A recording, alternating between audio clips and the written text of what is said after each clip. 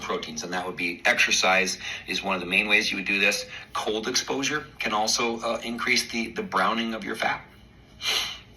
All right, so how does the environment, how does an obesogenic environment play a role?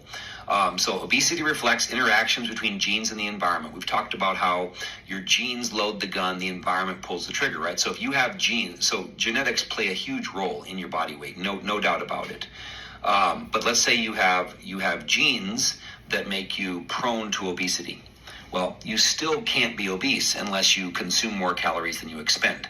So your genes will predispose you to obesity or leanness. The opposite is true too. You could have a bunch of genes that make you lean, but you can force yourself to gain weight.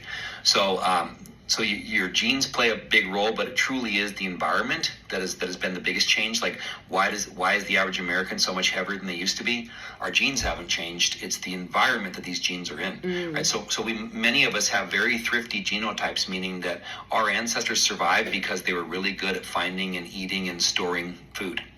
Well, now we're really good at finding and eating and storing food, but the problem is food's everywhere, and we don't have to work very hard to get it, right? It's one thing, our ancestors would only move if they needed to, right? They wouldn't waste energy. They would think it's laughable to exercise. Like, why? Calories are so hard to come by. Why would I purposely waste them? So our ancestors would only move when they needed to, but they needed to move a lot. We only move when we need to, but we don't need to move a lot. That's a problem. Our ancestors would eat whenever they had the opportunity, but they didn't have a lot of opportunities. We eat whenever we have the opportunity, and we have lots of opportunities. So see how it's not our genes that have changed. It's the environment that our genes are in that have changed. So, all right, so overeating, present and past eating